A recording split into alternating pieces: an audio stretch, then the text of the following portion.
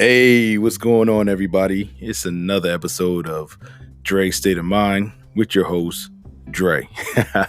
Now, we're about to get into a bevy of topics, but I just wanted to see how everybody was doing. Hope everybody's week is starting off good. A lot of people talking about it's Monday. Hey, I look at it as it's another day, man. It's another day to make things happen. So, without further ado, we about to get into this episode. Let's go.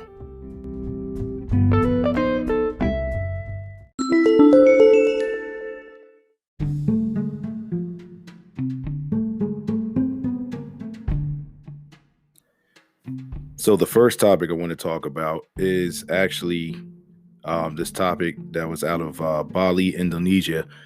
My fiance actually brought this to my attention as she was scrolling through her Twitter feed, and it was about this, I guess, a lesbian black couple that pretty much moved to Bali. I want to say about 6 months, or I guess I'm not sure exactly like how long they were out there, but I think they were out there for like a year or so. I could be wrong, but pretty much they moved from California out to Bali, and they decided to make a ebook to, I guess, like make some money, and they weren't paying taxes from what I was reading. And once the natives of Bali got caught wind of it, they took exception to it, and they made sure that these women got deported. Now, from what I was seeing, she made, I guess, Kristen Gray. She made a thread on Twitter and was, just tweeting away like everything was all good.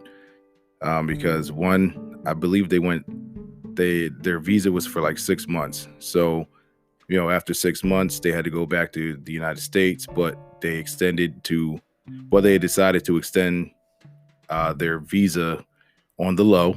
It wasn't legal. So, pretty much they pretty much overstayed their welcome. I like some people who are on visas or visiting visas out in the USA, like they actually, are like, yo, I'm not going back home. I'm staying here. I love it. And, it is what it is. But, they try to do that over there.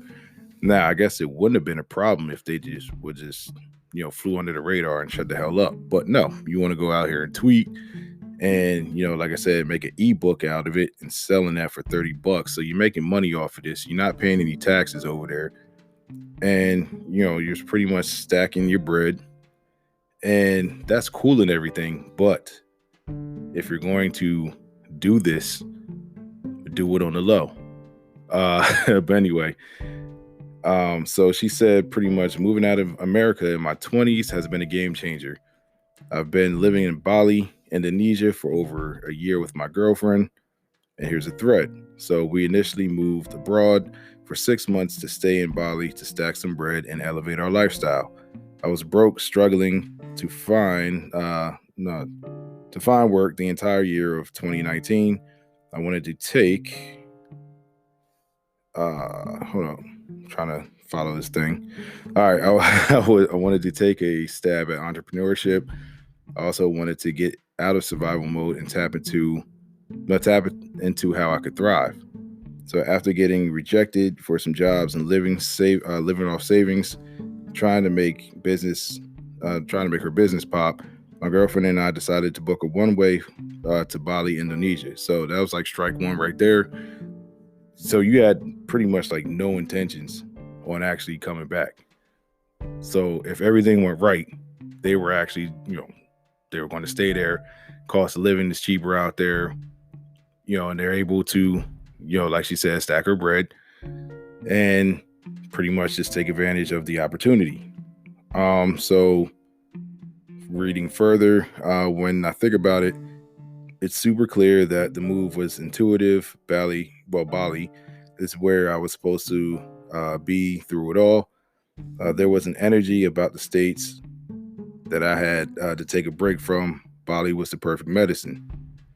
In March, when the pandemic hit and our 6-month plan went out the window, we decided to stay in Bali to quote unquote wait it out. And we've been here ever since. Some major benefits of moving to Bali: safety, low cost of living, luxury lifestyle, queer friendly, Black and Bali community. So pretty much, like, I guess, like in the ebook and everything like that, they were encouraging, I guess, like other Black people to come out to Bali, or just so pretty much, like, once the natives, like I said, once they got a hold of it, or they caught wind of this, they were actually pretty upset. Now, they were upset because, one, they're over there illegally. Two, they're not paying any taxes, like I said. And three, they're like encouraging other people to come over there and take advantage of their country. Now, I would be upset as well, because it's pretty much the same thing as, I guess, like the Americans who get upset over at foreigners that come over here and pretty much do the same damn thing. But so, they're saying that, it's queer friendly, things of that nature. So what happened was, when they actually were getting deported, then they wanted to say that it was because they were lesbians, when that wasn't really the case. The case was, you were doing something illegal that you knew you shouldn't have been doing, but since you got caught, now all of a sudden you want to say, oh, it's because, you're lesbians and everything like that, when you clearly typed on your Twitter thread that, it was pretty much, you felt that they were queer friendly, which they probably, they were letting y'all rock because they didn't know that you guys were doing like illegal shit. Which brings me to another point, which social media always gets people in trouble. I don't understand why people feel the need to get up on social media, they stack a little bread or whatever, then all of a sudden, people, they just want to start gloating, they want to flex, or I don't know. I don't understand that type of mentality. Like, it's pretty much like the only thing I really get on social media for is to like look for memes that I like post on my pages, and that's pretty much it. And just keep up with sports, and that's it. Like, I'm pretty much just a simple person. Like, you're not going to get a whole bunch of personal information out of me. I only share that with certain people. But, like I said, people get on Instagram, Twitter, Facebook, or whatever, Snapchat, what other social media platforms that you can think of. If they're doing shit that they're not supposed to be doing, they eventually tell them themselves and they get caught. So these chicks got caught, and they pretty much got deported back to the States. And they were upset, like, trying to get people to feel sorry for them, but nobody's going to feel sorry for you. Like, like someone said, if you want to stay in Indonesia, you got to get the right visa and permit. Like, you know what I'm saying? Like, if you want to stay there, then become, like, follow the proper procedures to stay there. If you want to become a citizen or get a visa or something like that, like, extend your visa, because you had a 6-month visa. So you had 6 months to see if you liked it over there. And if you liked it, then extend it. Like, you got to just think logically. But they weren't thinking logically. They were thinking, oh, I'm out here, like, I'm duping the system and I'm gonna get away with it. And you probably would have got away with it if you just shut the fuck up. Like, I tell people all the time, like, social media gets people in trouble because they don't shut the fuck up. Whether it be celebrities, getting themselves in some type of controversy by tweeting something or posting some shit on Facebook, or posting a picture with some dumbass caption on Instagram or something like that. Like, you can just avoid all the controversy, or you can avoid all the negative consequences, or you can avoid getting yourself in trouble if you just shut the fuck up and just stay low, do what you keep doing. Like, it's not that hard. It's not that hard, but people love to get themselves in trouble. And then they want to be like, oh no, the haters and blah blah blah. Like, no, the person who got yourself in trouble is you. You got yourself in trouble. You got deported. You got kicked out of Bali when you had a sweet, situation going on. So I don't really feel sorry for them. And as soon as Siobhan told me that, I was like, yo, she told me the whole situation of what happened. I was like, I don't feel sorry for these chicks. Like, they did this shit to themselves. So you got to face the consequences. You got to face the music. And I mean, you went from paying $600 a month for a luxury apartment over in Bali. I keep calling it Bali. Bali. You're going back to Cali, going back to Cali when you ain't want to, but now you're going to have to pay that $700, price hike in rent, and you're going to go back to struggling and stuff because you should just shut the fuck up and kept your mouth shut. So I don't feel sorry for these chicks, and that's pretty much all the time I'm going to spend on them. But yeah, stupidity, man. Just keep your mouth shut.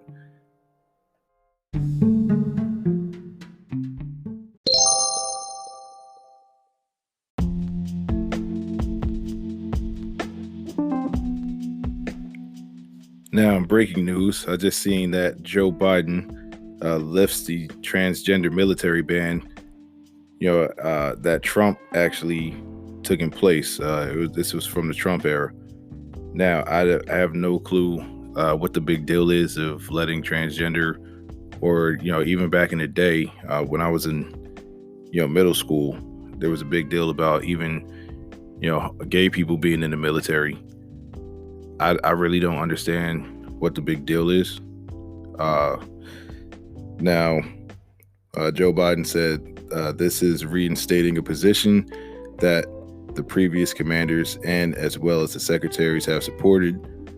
And what I'm doing is enabling all qualified Americans to serve their country in uniform. Boom. He nailed it on the head. Now, I'm not affiliated with any political party. Because like I said before, I feel like they don't give a shit about their citizens. But pretty much it's common sense to me. Like, if they want to serve their country, if transgender people want to serve the country, if gay people want to serve the country, whatever you identify as, if you want to serve the country, then you should be allowed to do that. I don't understand why people make a big deal about other people's sexuality, probably like just because it makes them uncomfortable, because I guess it's something that they don't really know about. Like, the biggest reason why people are uncomfortable with certain things is because it's either like a biblical issue, it's religious, that goes against their religious beliefs, which I don't understand, like, why they would have a problem with people who like the same sex. I have no idea. That never logically made sense to me, because if God loves all his children, if you're telling me in the Bible that God loves all his children, then why would he tell you to shun people from the LGBT, I want to say Q community. I apologize if I messed up the alphabet, but I was I finally had just learned like the LGBT, and then they started adding like different things on there. I'm like, doesn't it fall under the same umbrella? But you have to excuse my ignorance, I'm sorry, because I really don't look at things, I don't look at labels, really. Like, I know there's, I'm black. I know there's different races, things of that nature, different sexualities. Some people don't even identify as a sex, like they're like, asexual or something like that. But my whole thing is, why would you sit up there and discriminate against people because they don't like the same thing that you like? Like, it just never really sat well with me. It just doesn't make any sense. So Donald Trump's ban has been rebuked by the Democrat-led House of Representatives and condemned by LGBTQ activists as discriminatory. President Biden believes that gender identity should not be a bar to military service, and that America's strength is found in its diversity. A fact sheet provided by the White House on executive order reads. I mean, it's what he's saying is it makes all types of sense to me. They shouldn't be discriminated, because of their sexuality. I mean, if you want to put the uniform on and you want to serve your country, and you know what I'm saying, like you feel patriotic and it brings pride to you, serving your country, so be it. Like, go ahead, do it. I'm not going to do it, but that's for different reasons. Like my whole thing is like, I feel like America doesn't really, from my experiences, like my personal experiences, things of that nature, like, and from what I've seen, I don't really care about, African Americans. So it's like, why would I care about defending this country?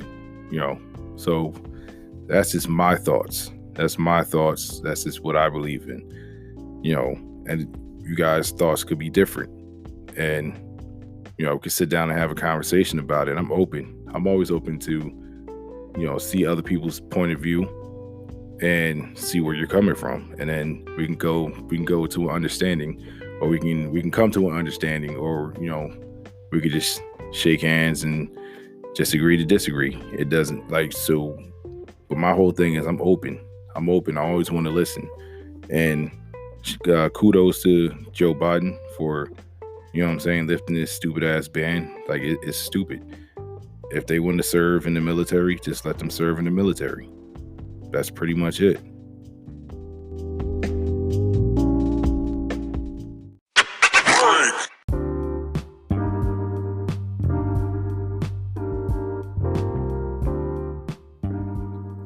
Now, as we continue along in this pandemic, and we're, more and more starting to get used to it, I don't know if, the end of the pandemic is going to be coming anytime soon.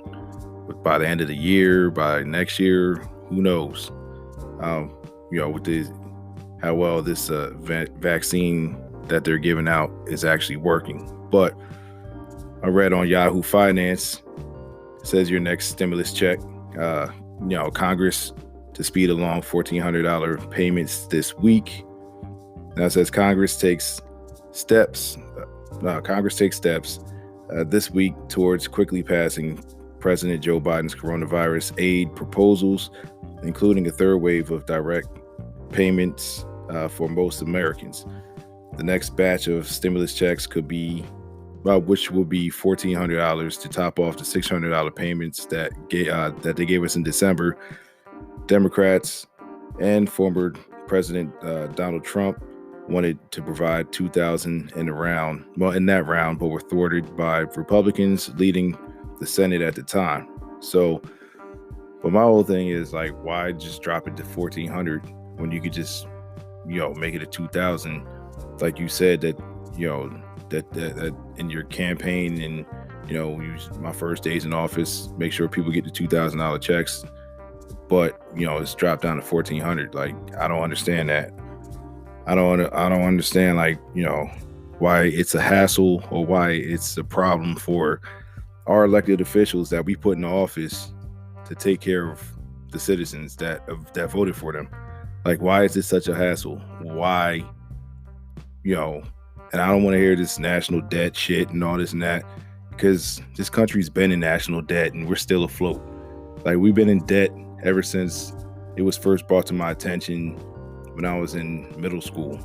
We've been in, I seen like back then our debt was like in the trillions, and the shit's still in the trillions. Like, come on, man. Like, you got to take care of the people that voted you in office.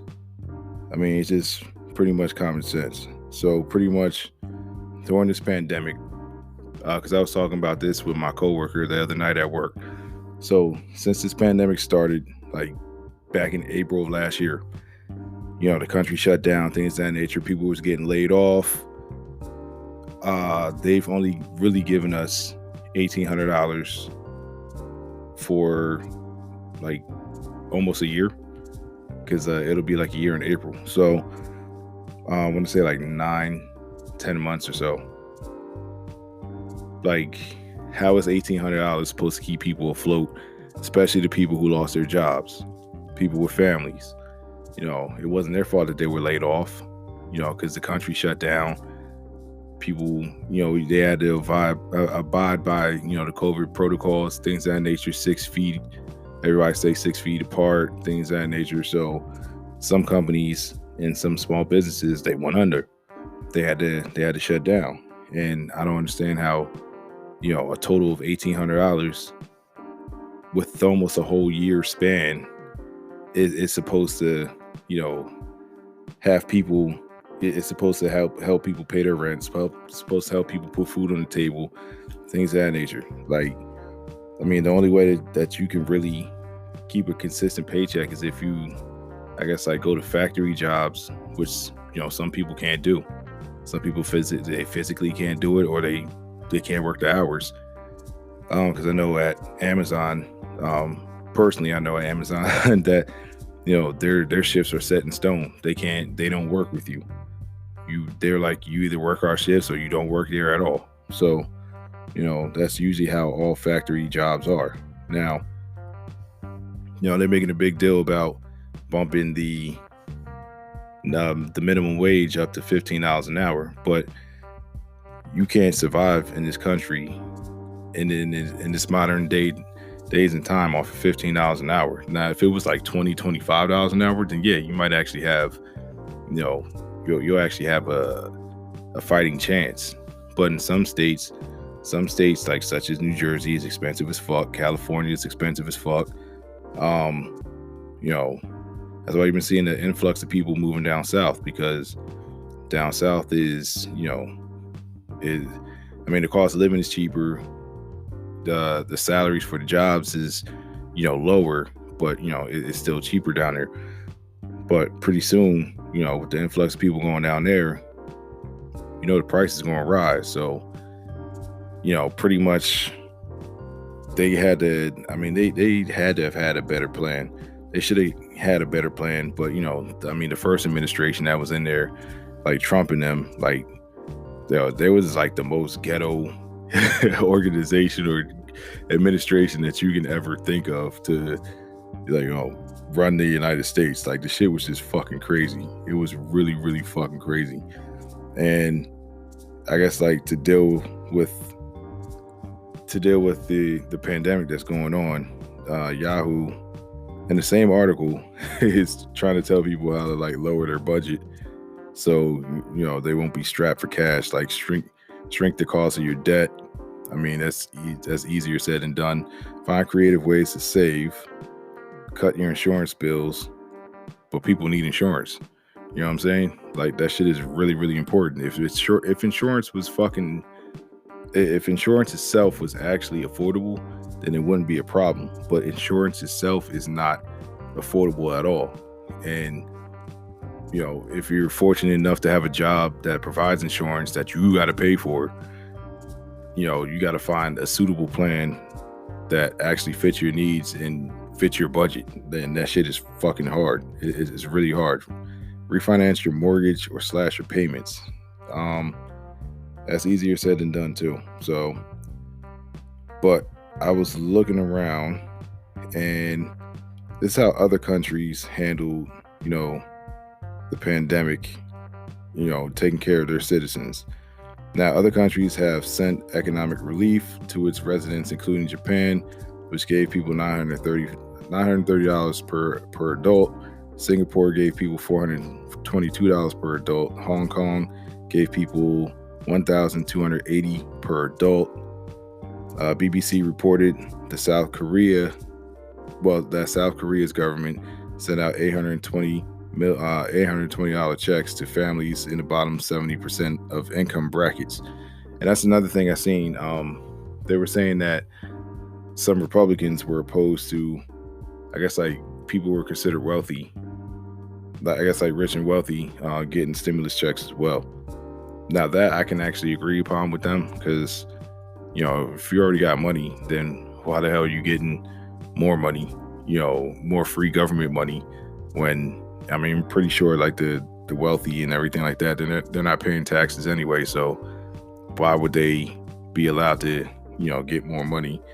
Because technically the stimulus package, like the stimulus checks, that they're supposed to be sent out for average people like, myself and you guys, the listeners, who are out here struggling, so what was it? Canada was giving out I think 1,200. Well, I think their students, I said students, their citizens are still getting like $1,200 monthly checks. Like there's countries out there that's been giving their citizens, monthly checks to help keep people afloat, and that actually helps keep the economy going and things of that nature. So, but from what I've seen, like Republicans were saying that they want to boost the economy, and that's why they're bailing out businesses, things of that nature. But bailing out these businesses and corporations, that's just helping them out. That's helping your friends out who are lining your pockets. But if you actually want to stimulate the economy, you got to give your residents, your citizens, the money so they can go out and go spend the money to keep the economy afloat. It's just really fucking logical. But these people are so warped. These politicians, like their brains are so warped, and their line of thinking is just, it's outrageous to me. Like I can't really understand it at all. But yes, take care of your people. So hopefully those $1,400 stimulus checks should be coming soon. I will definitely be checking like damn near every day, because my account needs to be stimulated, because that $600 wasn't shit. That shit went to food, and that shit went to bills. Like it went to groceries, and it went to some bills, and that was pretty much it. And so I need to be stimulated, baby. Hit your boy up with that 1,400. And then I also read that it was a senator. There's a couple of senators that want to give us, until the pandemic is done, I guess like some $2,000 monthly checks, which I'm like, you guys should have did that. But I guess better late than never. And like I said before, who knows when this pandemic is over? Like, when we can actually, or if we actually can go back to a normal way of life. Who knows? This could be the new normal. Like, COVID-19 could be a part of the everyday rotation of illnesses that we got to face nowadays. Who's to say? But hopefully, we can actually quote unquote get back to quote unquote normal and have some normalcy, so we don't have to go out in public with masks on and things of that nature. But I have little faith in our government to get this done in a timely manner, but we'll see what happens. If this pandemic is over by the end of the year, like, I'll be shocked. But right now, we need those stimulus checks. We need them stimmies, and I need to be stimulated, baby. Let's go, baby.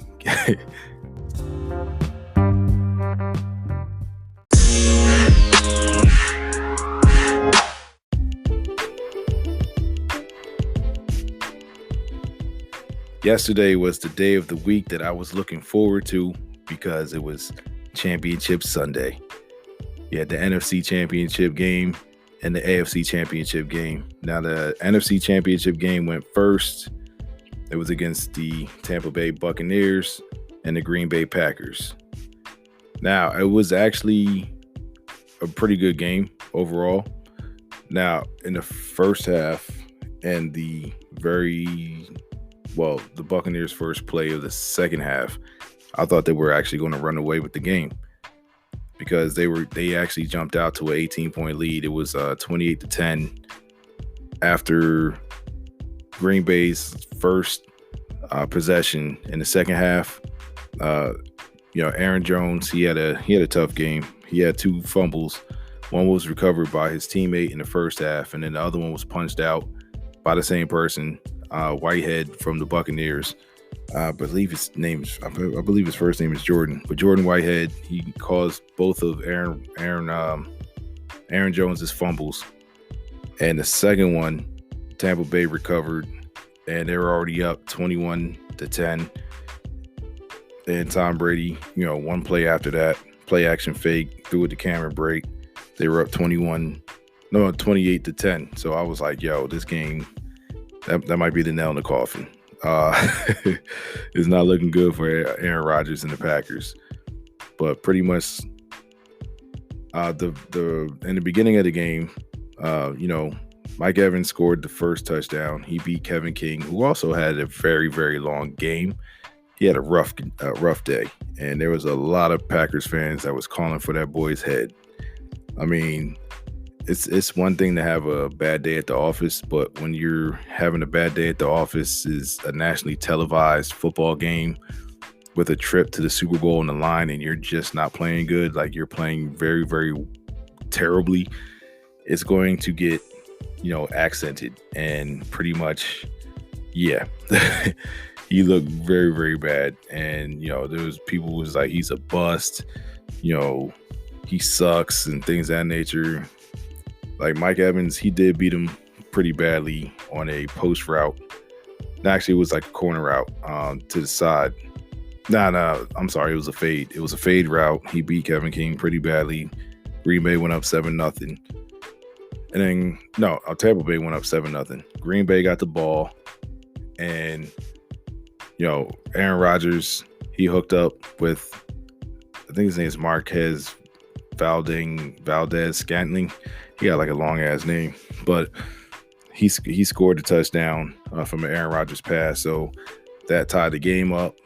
Next possession, Tom Brady took the ball down the field. It was capped off by Leonard Fournette's 20-yard, like amazing 20-yard run where I didn't think the big fella had the agility, to hit the dude with the spin move. And then, he dove into the end zone, and whose back was he riding? Because if he didn't land on top of the Packers player, he would have been down on like the 1 or 2 yard line. But whose back did he ride on into the end zone? Kevin King. I was like, damn, man, like he's having a really bad game. So Green Bay takes the ball, I think a couple of possessions down. They score a field goal. It's 14-10. I believe it was like 4th down and 3 with like 6 seconds left. Tom Brady gets the Buccaneers down, I think, on the 10-yard line. No, it wasn't the 10-yard line. I think it was like 20 or 30-yard line. So they decided to go for 4th and 3. And they just run like a simple go route with Scotty Miller. Scotty Miller matched up on Kevin King. And I don't know how Kevin King, he didn't play deeper than he should have. But somehow Scotty Miller he runs by him, gets behind him, catches a touchdown, with 0 seconds left on the clock. In the first half, Tampa Bay goes up 21-10. And then the aforementioned second fumble from, Aaron Jones. Tom Brady gets the ball. They score again. They're up 21-10. So then Aaron Rodgers starts going to work. Well, actually, he was going to work the whole game. But now the offense really starts to come alive. And, they get the deficit down to what would have been a 3-point deficit if they actually would have scored on a 2-point conversion.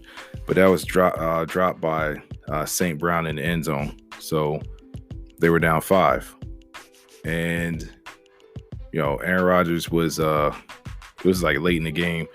The play that everybody was talking about. Well, actually, the sequence that everybody was talking about.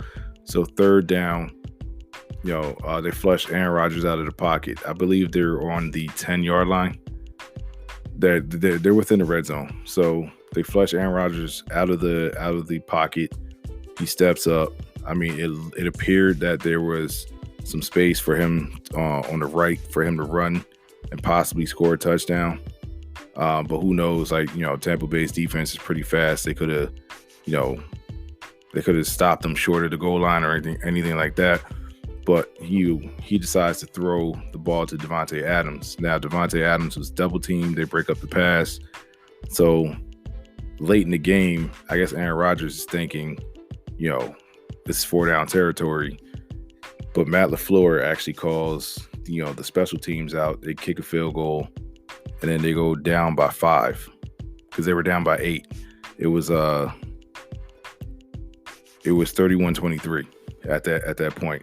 So they kick a field goal, makes it 31-26, and Matt LaFleur, I guess he trusted his defense to prevent Tom Brady from, just getting one first down, because one first down was all that Tampa Bay needed to ice the game. Then you had what some Packers fans called a controversial pass interference call. I mean, the refs, they were letting them play, with the secondary. It was physical. There was some pulling, tugging, going on, hand fighting all game. But when Tom Brady went to go throw the ball to Tyler Johnson over the middle, Kevin King, once again, I told you that boy was having a rough day. He actually got called for the pass interference. Now, there is a picture, it's a freeze frame of him, clearly, tugging on my man's, shirt, his undershirt. He was stretching that shirt out. I'm like, yeah, that's pass interference. The other ones that you can get away with because, the arms weren't extended, things of that nature. So it was boom, all right, we're going to let you guys play. But as soon as the jersey was pulled and, he was stretching that jersey out. It was Former Mills. Stretch those bills. It was like that. He was just stretching that jersey out, and pretty much, they had to call it. It was blatant. It was a blatant pass interference call. People, Packers fans were like, "Oh, but the ball was uncatchable." I was like, "Yeah, because he grabbed my man's jersey and slowed his momentum down, so he couldn't get the pass." Even my mom was like, "Oh, that was bullshit." But my mom, she hates Tom Brady. She hates Tom Brady. She hates Bill Belichick. She hates the Patriots. She hates anything that's related to the Patriots. But she hates Tom Brady. She's all Deflategate, blah blah blah, and all this and that. And I'm like, yo, there's a whole bunch of quarterbacks out there that deflate. They deflate footballs to help them get better grip on the ball. He's not the only one that does it.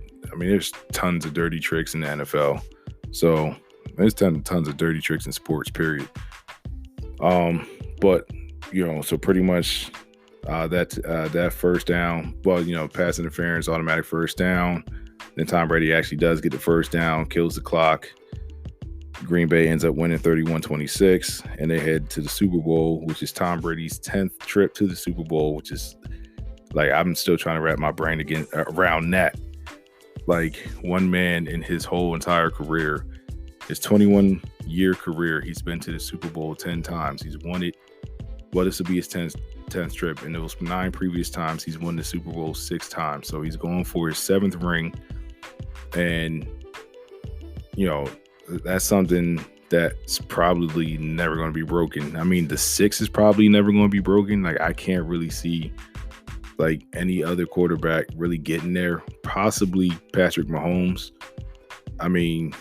He should be able to get to a couple more Super Bowls with this current squad intact. He's only 25, I believe. And he signed a super long ass deal. It was 10 years, $500 million, $500 something million. So, he'll be there, but who knows how long the cheetah, what's his name, Tyreek Hill, can actually perform at a top level. Not Jason Kelce, you on my squad. Travis Kelce, who knows how long Travis Kelce can perform at a top level. So there's a lot of things that have to go right for him to actually, get to 10, get to 10 Super Bowls. He has the potential to do it because he's so great himself. And, we'll see what future talent that they actually get. But as far as another quarterback that I could see right now who's playing in the league right now who has the potential to go to 10 Super Bowls, like Mahomes would actually have like my best bet. But, there could be someone out there who's not in the league yet who could be greater than Tom Brady, who can be greater than Patrick Mahomes, so we'll see. We'll see if I see another person go to 10 Super Bowls in my lifetime. But this is like really amazing. And, I do root for Tom Brady when he's not playing against my Eagles because, college-wise, I'm a University of Michigan fan, and I like to support all my fellow Michigan Wolverines.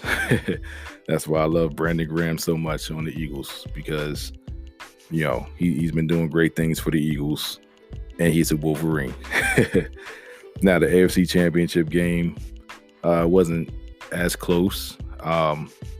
It wasn't as close as the final score would indicate, but, Kansas City, they handled Buffalo pretty easily. Buffalo jumped out to an actual 9-point lead. And I don't know, I guess in the postseason, Patrick Mahomes, he likes to play with his food. He likes to play with his food before getting serious. And so they Buffalo jumped out to a 9-0 lead. Kansas City scores, they answer back. It's touchdowns, 9-7. Then I'm gonna say Tampa Bay. Then Kansas City scores another touchdown, 14-9. Next thing you know, it's 21-9. At the half, Buffalo gets it to a 9-point deficit, which is 21-12. And then, Kansas City jumps out. Well, they start the second. They start the second half. Actually, it was 24-12. Then it was 15-12, 31-15. So pretty much Kansas City was never really threatened. And Tyreek Hill and Travis Kelce, they actually had big games. I think they were the first teammates to actually go over 100 yards in the same game, 100 yards receiving in the same game. I know at one point, Travis Kelce had he had a crazy first half. He was 12 receptions for 100 something yards. Tyreek Hill, he went crazy in the second half. It's crazy. It's ridiculous. Now, the Super Bowl is actually a rematch of, I forgot what week game it was. I think it was week 13. It was either week 12 or week 13 game. That was earlier this year. That was ironically played in Tampa Bay because the Super Bowl is in Tampa Bay. Kansas City won the game 27-24. I believe Tom Brady had 2 picks in that game. And Mahomes, he had 3 touchdowns, no interceptions. That was the game where Tyreek Hill was just wilding on the Tampa Bay secondary. So they definitely got to go watch some game film and figure out, pick their poison. Which target are they going to let, get their numbers off? Because, you're not going to shut down the whole entire offense, but who are we going to let run wild? And then who are we going to focus on? Who are we going to double team? Who are we going to bracket coverage on? Whether is it going to be Travis Kelce? Is it going to be Tyreek Hill? Because don't sleep on McCole Hardman because he could burn you. There's another wide receiver over there in Kansas City. They got speed. They got speed on offense. They got speed on defense. Tampa Bay's defense is very fast. It's not going to be a walk in the park for Mahomes either because they got dudes that could chase him out of his spot. They got dudes that could put him on the ground. They got Shaq Barrett and Ndamukong Suh. Devin White's fast as fuck for a linebacker. You got Levante David. He's still good. I think he's in his 9th or 10th year in the league, and he's still very good at linebacker. Now, Tampa Bay's weakness, I would say, in their defense is their secondary. But we'll see if they can get people healthy in time to try to, at least slow down Kansas City's offense. And don't slouch on Kansas City's defense either. They got Tyrann Mathieu, Chris Jones in the middle. Like, he's a beast at defensive tackle. So they got players. They got players. It should be another good game. Should be a good Super Bowl. I seriously doubt it will be like a defensive struggle because there's too many weapons. Tampa Bay, they should be getting Antonio Brown back. So, that's another weapon that they'll have to deal with. And he's playing better than he did, when they first matched up against Kansas City. So he should be a factor. Chris Godwin, he's doing his thing. Mike Evans, he's a good receiver. He could be great if he just stops dropping fucking passes. Because he's got the potential. And there was a couple passes that he dropped against the Packers. I'm like, yo, how the fuck did you drop that? But yeah, in 2 weeks, Super Bowl 55. It should be a good one. And I'll be there on the couch watching the game. I'm excited, man. I'm excited. Woo, I can't wait, man.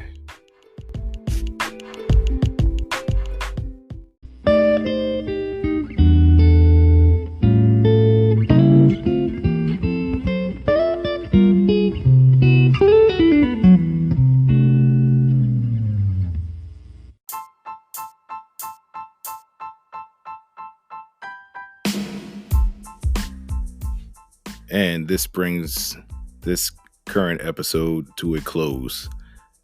Now, I want to thank you for being such a wonderful audience, and thank you for listening and taking your time out to check out my podcast. If you have any requests, and any topics I should cover, just feel free to leave a message. If you have the Anchor app, you could definitely leave me a message, a voicemail, and I'll definitely listen to you guys and just let me know what you want to hear. But thank you for rocking with your boy, and I'll check you out next episode. Peace. Everybody stay safe.